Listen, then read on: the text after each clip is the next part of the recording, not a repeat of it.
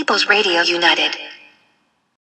Well, we're absolutely looking forward to contributing the educational resources, the 101 how to do certain things, or so it's your first protest, or so I don't understand this whole Twitter game, all that I think, is going to be, again, a whole load of work. But, I'm really looking forward to getting the team on that for you guys to be able to disperse some valuable information to folks, because you know how much we care about education. Yeah, Den Mom's been a big, huge help behind the scenes with us lately. Why don't you go ahead and introduce yourself for people who don't know you and tell them a little bit about what you do with the Team Den Mom thing. Team Den Mom, we're a whole bunch of crazy bears, mama bears. We're not actually bears. Actually, on the internet, nobody knows we're really wombats. But anyway, no. Team Den Mom is... it's a backline support system that it seemed was really lacking in the movements in general. It started with Black Lives and just grew from there, because the thing is that our whole process is based on consensus. Like, there's not ever going to be complete unanimity about anything. There's no candidate, there's no person, there's no issue that we all agree on, but we can all agree that people need support, whether they be victims or families of victims or people out in the field that, don't got people to check on them or whatever it is. Somebody needs a hug at the end of the day or a cup of coffee, and we got somebody in their area that something we're going to provide.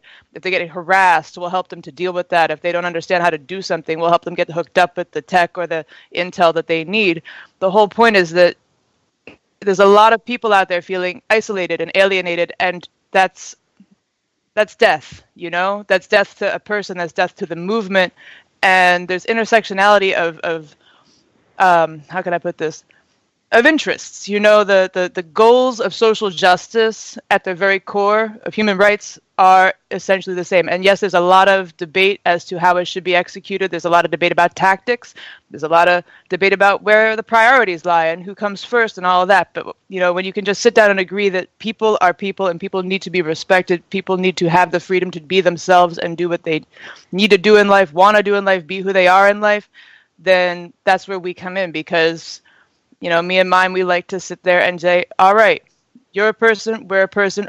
How can we help you? We truly believe it is a pleasure to serve.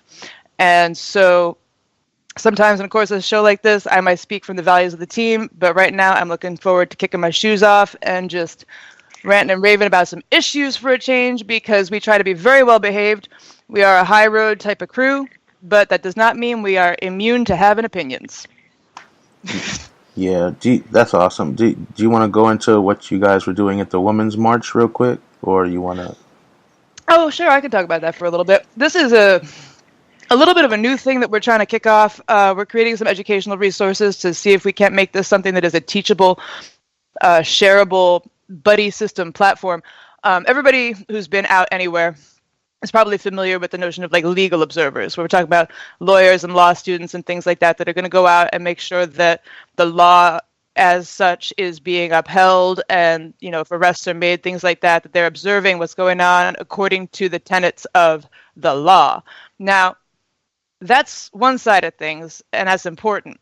But human needs are also important and don't necessarily always align with just the strictures of the law. So at the Women's March, being that it was going to be something of a sort of calmer action, more of a rally than some of the other type protests that we might have been out at before, we kicked off the notion of a conscientious observer. So it's a buddy system. 2 people minimum go out with 1 person minimum off-site backline, thank you, Tim, to be a referral point in case data goes down or we need a research done for some reason, something goes off.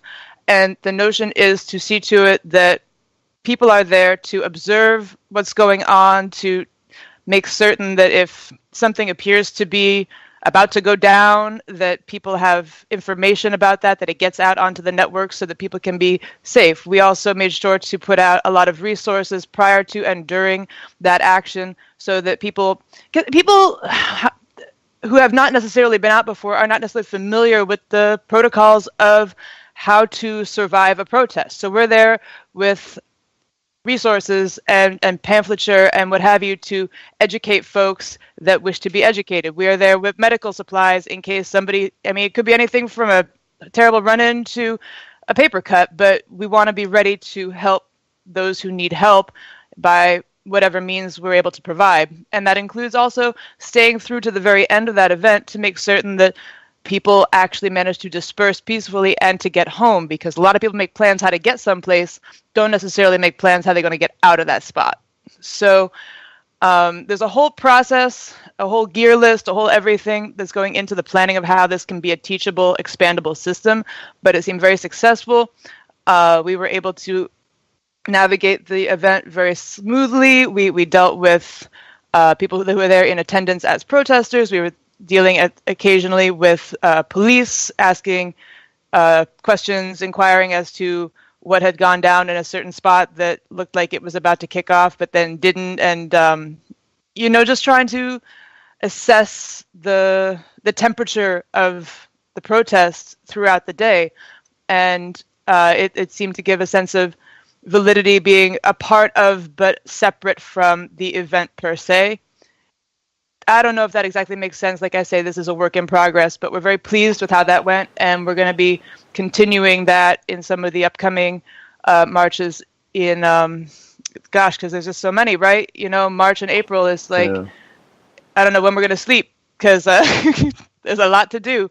But we're getting our boots back on because there's a lot of field work to be done, and that's not normally our deal, but we do what we got to do to keep people safe. That's just how we roll.